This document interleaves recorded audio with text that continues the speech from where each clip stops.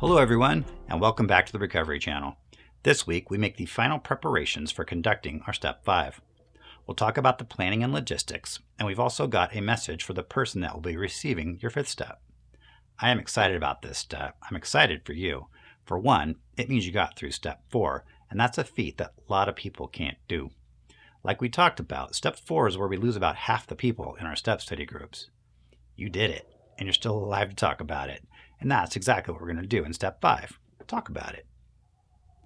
It also means that you've reached what I consider to be a major turning point in the journey through the steps. For me, and I think for many, it goes from the struggle of admitting powerlessness, getting out of denial, turning our lives over to a higher power, and the pain that doing the inventory can bring up. It goes from all of that to a new freedom, a new lightness, and a new outlook. It gets us ready to start down the path of growth and healing that Step 4 helped us to map out. In short, life basically gets better from here on. It was kind of a mix of emotions. For one, it was huge relief. I felt like 100 pounds had been lifted off my shoulders. Like I said, I told my sponsor things I never told anybody.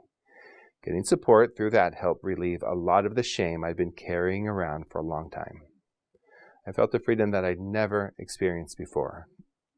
But the most amazing thing happened. The further I got into my inventory, the lighter I began to feel. Now, it's not like that for everyone. Don't be discouraged if this doesn't happen for you. Everyone has a different experience with Step 5, and it's not always for people. Sometimes it's just neutral. It can actually bring some people down. I'm telling you this because I don't want you to be disappointed or think you did it wrong.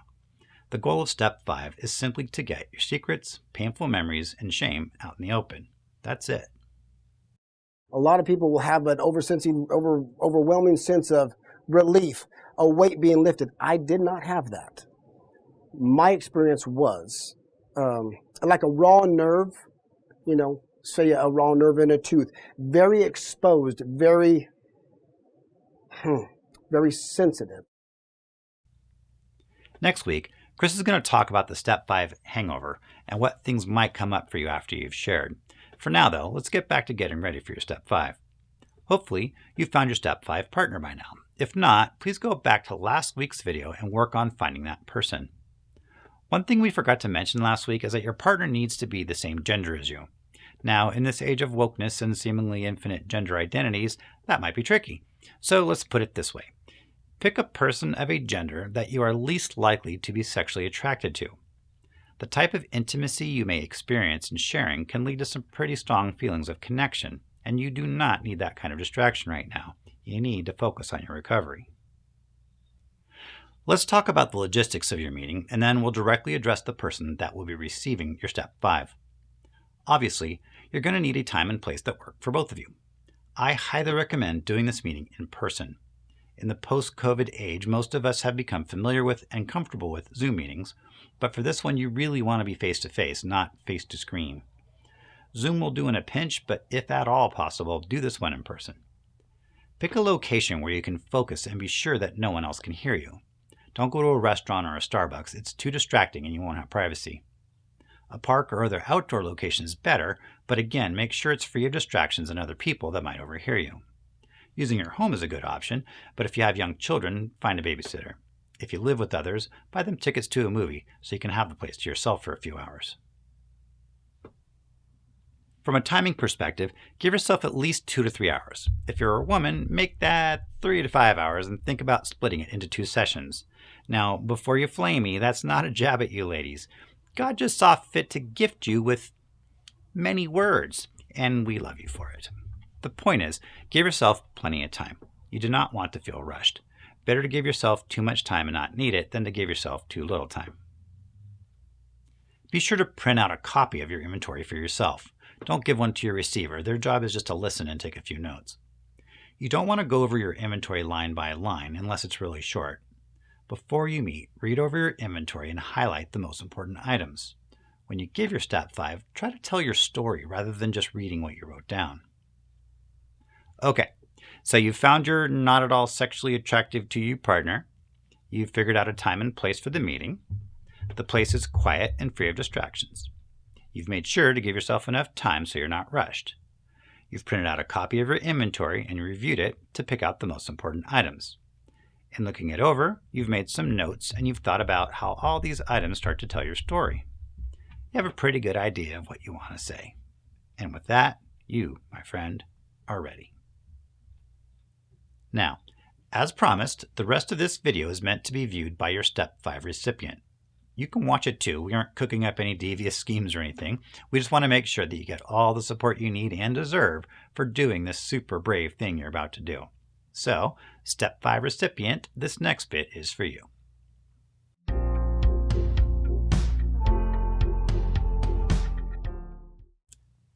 First of all, thank you.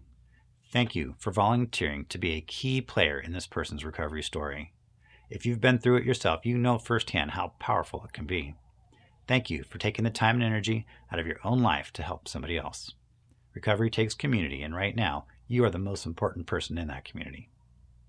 Even if you've received a 5-step before, please pay attention to these important points as they are critical to the well-being and recovery of the giver. And when I use the word giver going forward, I mean the person giving their Step 5. First, and most importantly, confidentiality is absolutely critical. This may seem obvious and like it doesn't even need to be mentioned, but I've heard more than one story of people having their Step 5 retold to others, and the impact was devastating. So please, take this point as a matter of life and death. And if you have any doubt as to whether or not you can keep the share to yourself, let the giver know that they should find someone else. Along these same lines, let the giver know if you are a mandatory reporter and what things you would need to report if you were told about them. Another really important thing for you to remember is to not shame or judge the giver. You might be thinking, well, of course I wouldn't do that. But let me say, it is very easy to do or say something shaming without knowing that you're doing it. The slightest facial expression or unintended body language on your part can feel shaming to the giver. A response that you think is encouraging or helpful might feel judgmental to them. In fact, it's nearly impossible to be 100% safe in this respect. The giver is going to feel incredibly vulnerable, perhaps telling you things they've never told anyone before. So they're going to be super sensitive to any form of feedback. The best thing you can do is to respond as little as humanly possible. Try not to wince if they say something that shocks you. Something as subtle as can communicate to the person that you don't approve. You're shocked or you're judging them. Remember, 90% of communication is done without words. Now, you don't want to sit there like a statue either. Some form of feedback is needed so that the giver knows you're listening. My suggestion is that you give the occasional, I see, or other neutral indication that you're listening.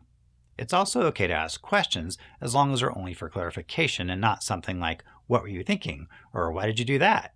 Those aren't questions. Those are judgments in the form of a question. Safe questions are things like, do you feel comfortable telling me more about that? Or were there other people in your life that also treated you that way?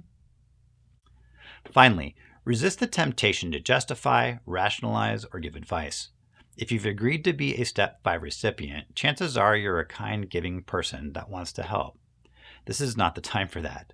This is not the time for that. As well-intended as you are, any attempt at easing the person's pain is likely to have the opposite effect. As uncomfortable as it is for you, allow the giver to experience their pain. Let them be angry. Let them cry. It is your job and an honor to be there for them, to bear witness to their pain. Take a deep breath and allow your own discomfort to be there. Resist the urge to comfort the giver. Let them experience their feelings as you deal with your own. And please do not try to fix them. This is not the time or the place for advice or how to fix a problem. Just listen. Now again, you're not a robot and it's okay to provide some feedback. The best thing you can do for the giver is to validate them. Validation sounds like, wow, that sounds incredibly painful. I can understand why you'd be angry about that. As you were telling me that story, I could really hear the pain in your voice. I just want you to know I'm here for you. Validation is simply observing the truth in what is being said and expressing an understanding of it. You are neither condemning nor condoning what is being said. You are simply acknowledging it. Acknowledging it without judging it or trying to fix the person. A quick side note here for the husbands and boyfriends in the room. When your wife or girlfriend tells you that they just want you to listen and not to fix them, this is what they're asking for. Rewind and review. You're welcome. She never, and I mean not once, judged me. That was such a precious gift to my heart. Being seen, just truly seen in the midst of my most embarrassing and shameful events, and loved anyway.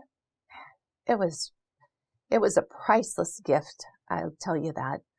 She loved the real me and had grace for my bad choices. Okay, one last thing for the recipient. Please take some notes as you listen to the giver. What you are listening for are patterns in thoughts or behaviors, recurring themes.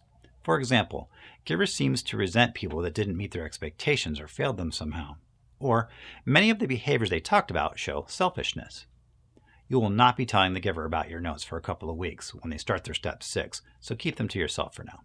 Again, thank you so much for agreeing to be a partner in this very important step on the recovery journey. Okay, kids, that's it for this week. Your homework is to arrange your step 5 using the guidance provided in this video. Next week, Chris will talk about the aftermath of your step 5 and some things to look out for. As always, until then, stay strong, stay sober, and be well. See you next week.